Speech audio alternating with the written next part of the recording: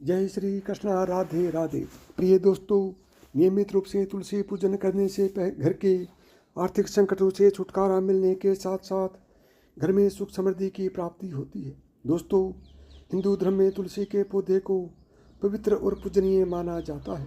शास्त्रों के अनुसार माना जाता है कि जिस घर में तुलसी का पौधा होता है वहाँ पर कभी भी नकारात्मक ऊर्जा नहीं रहती, हमेशा सकारात्मक ऊर्जा का ही वास रहता है। इसके साथ ही भगवान विष्णु और माता लक्ष्मी का आशीर्वाद हमेशा बना रहता है उस घर में। इसलिए नियमित रूप से तुलसी की पूजा जरूर करनी चाहिए और उसमें जल भी देना चाहिए।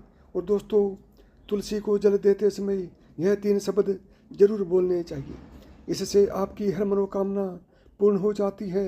तो चलिए जानते हैं इस वीडियो के माध्यम से। और साथियों, यदि आपने अभी तक चैनल को सब्सक्राइब नहीं किया है तो चैनल को सब्सक्राइब जरूर करें और कमेंट बॉक्स में जय माँ लक्ष्मी जरूर लिखें ताकि लक्ष्मी माँ की आपके ऊपर कृपा बनी रहे।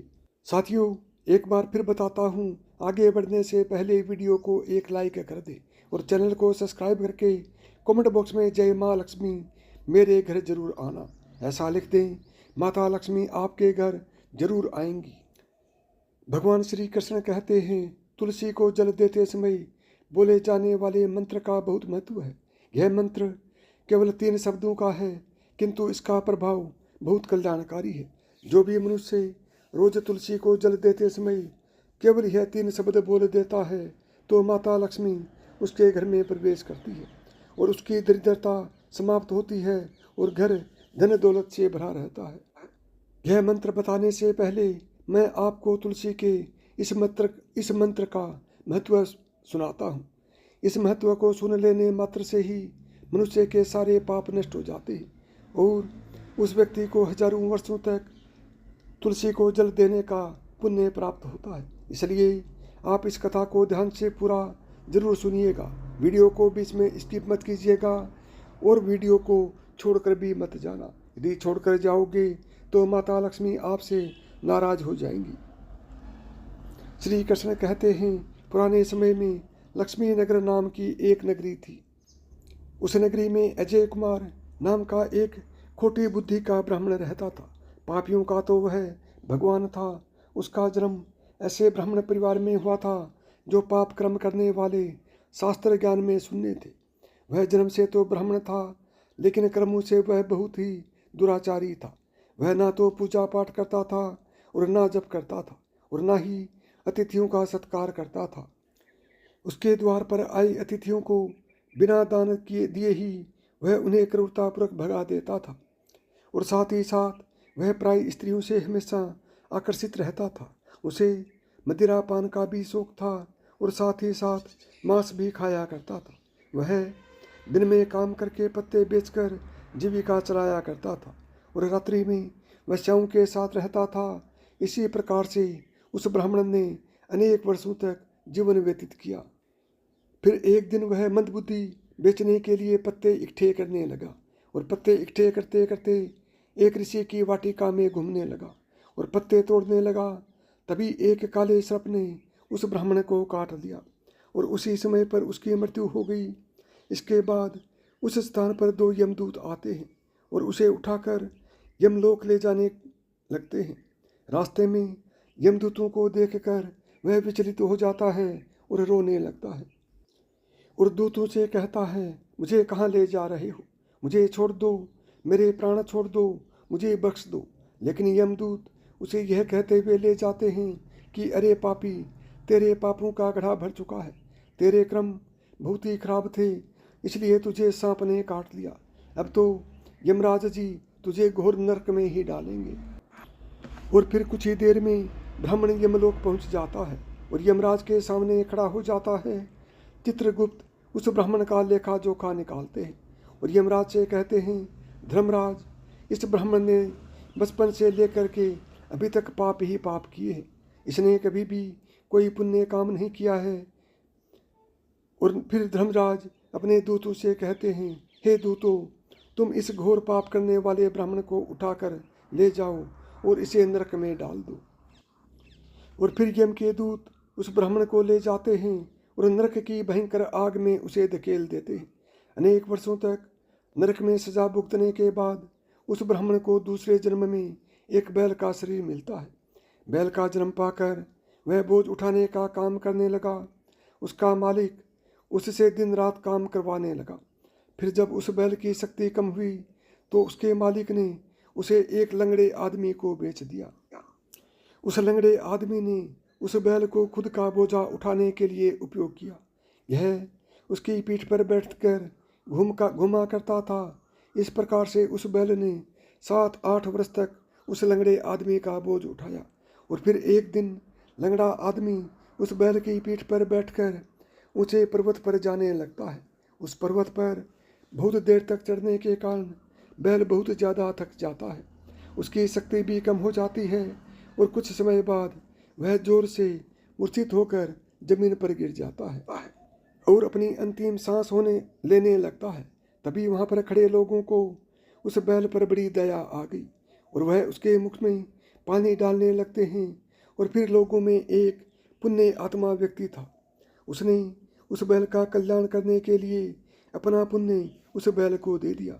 उसे देखकर अन्य लोगों ने भी अपना अपना पुण्य याद करके कुछ पुण्य उस बैल को दे दिया ताकि उसे मुक्ति मिल सके।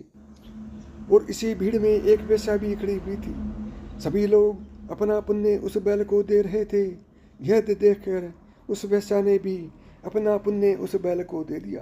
कुछ देर बाद उस बैल की मृत्यु हो जाती है और फिर यहाँ पर यमदूत आते हैं और उस बैल के अंदर से ब्राह्मण की आत्मा को निकालकर यमलोक ले जाते हैं। यमलोक ले जाने पर उसे यमराज के सामने खड़ा किया जाता है। वह हाथ जोड़कर खड़ा हो जाता है और फिर चित्रगुप्त इसका लेखा जोखा देखते हैं तो वह आश्चर्यचकित हो जाते हैं। ब्राह्मण को उस वैश्य के द्वारा दिया हुआ पुण्य बहुत बड़ा होता है। उस पुण्य के प्रभाव से उसके सभी जन्मों के सभी पाप नष्ट हो जाते हैं। फिर यमराज उस ब्राह्मण के सभी पाप क्षमा करते हैं और कहते हैं, ब्राह्मण, उस वैश्य ने तुझे अपना पुण्य देकर तुझ पर बड़ा उपकार किया है। केवल उसी के पुण्य के कारण ही तुम्हारे सारे जन्मों के पाप खत्म हो गए हैं। और यमराज उसे फिर से मनुष्य का जन्म प्रदान करते हैं। इस बार वह पृथ्वी पर आकर एक उत्तम ब्राह्मण कुल में जन्म लेता है। उस महापुण्य के प्रभाव से उसे इस नए जन्म में अपने पूर्व जन्म की बातें याद आने लगती हैं। जब वह ब्राह्मण बड़ा हो जाता है तो उसे याद आता है कि पिछले जन्म में जब वह बैल था तब एक वेश्या ने उसे अपना पुण्य दे दिया था।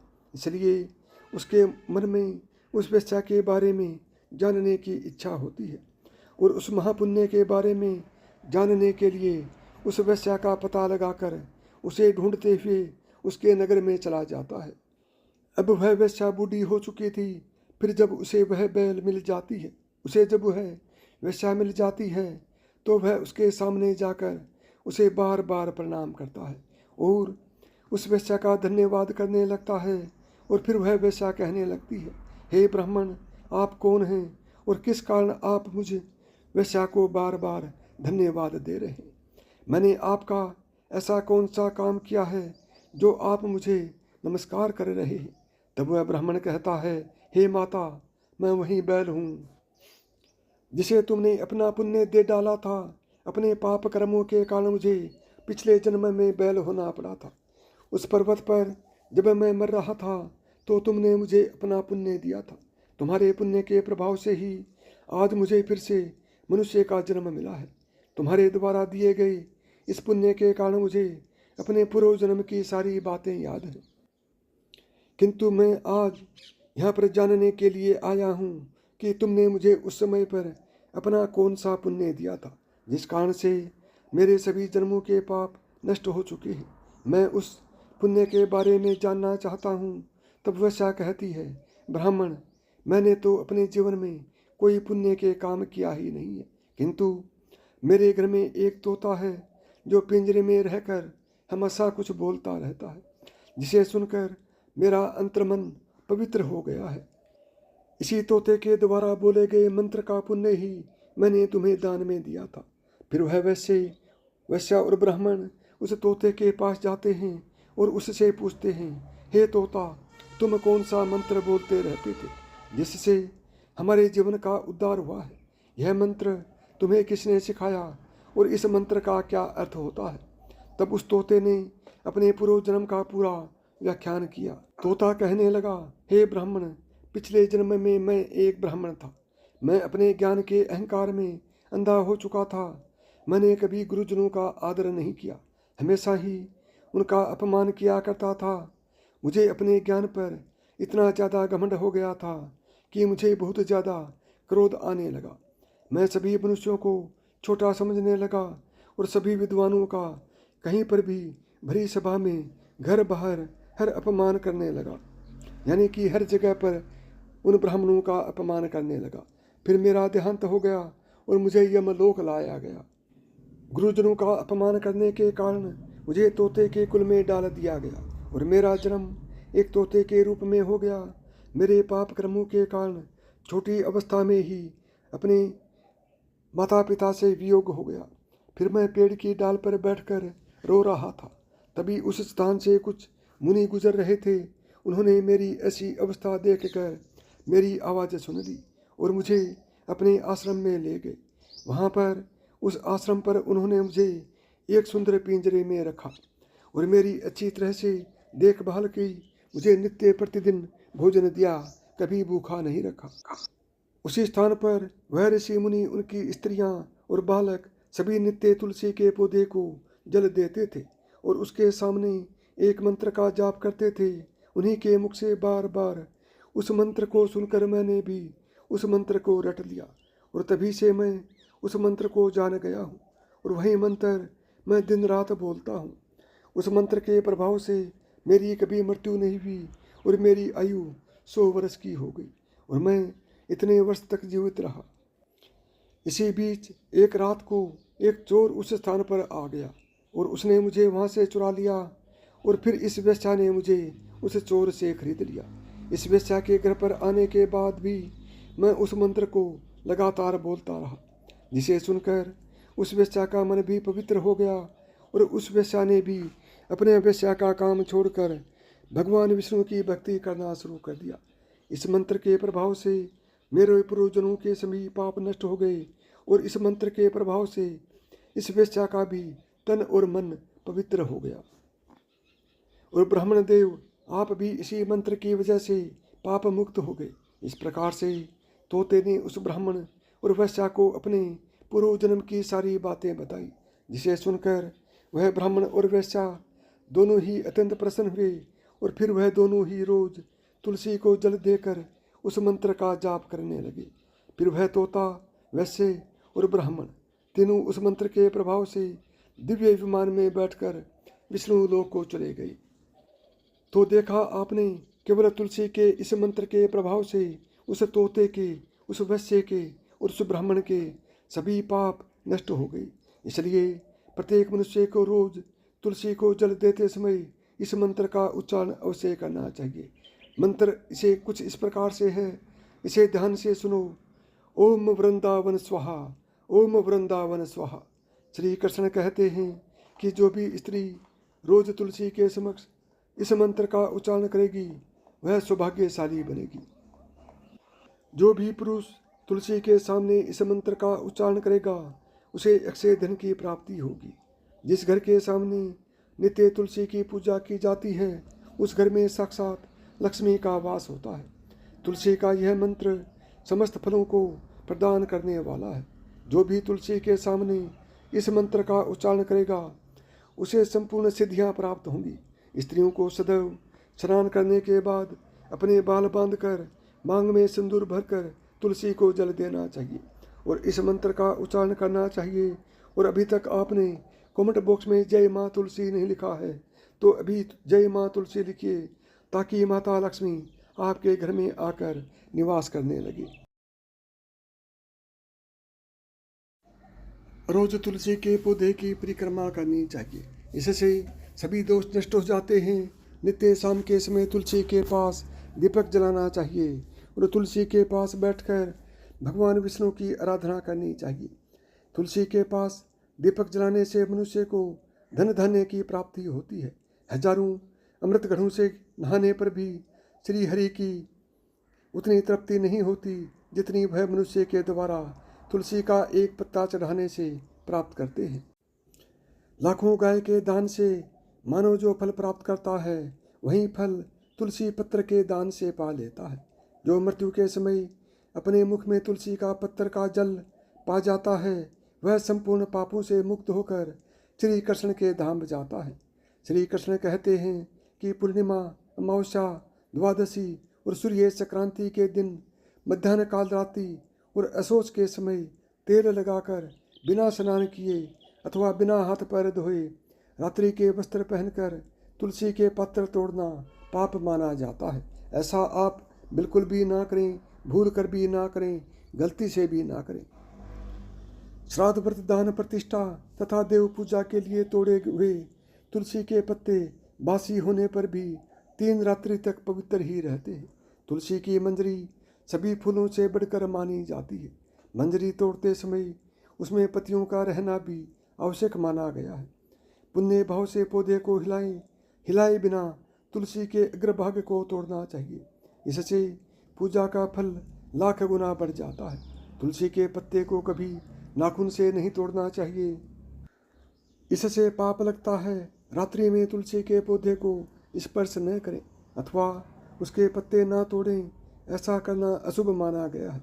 तो चलिए इसके साथ में यह भी जान लेते हैं कि किस समय तुलसी को जल चढ़ाएं और किस समय बिल्कुल नहीं चढ़ाना चाहिए।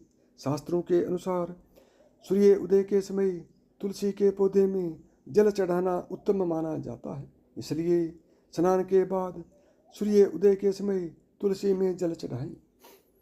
ऐसा करने से घर में सुख समृद्धि आती है और आर्थिक संकट से निजात मिलती है। इसके साथ ही घर का वातावरण सही रहता है और कई बार देखा गया है, अधिकतर लोगों की आदत होती है कि सप्ताह में हर एक दिन तुलसी के पौधे में जल चढ़ाते हैं, लेकिन ऐसा करने की मनाही है। माना जाता है कि रविवार के दिन तुलसी के पौधे में जल नहीं चढ़ाना चाहिए, क्योंकि वह इस दिन आराम करती है। इसके अलावा एकादशी के दिन भी जल नहीं चढ़ाना चाहिए, क्योंकि इस दिन तुलसी विष्णु जी के लिए निर्जला व्रत रखती है।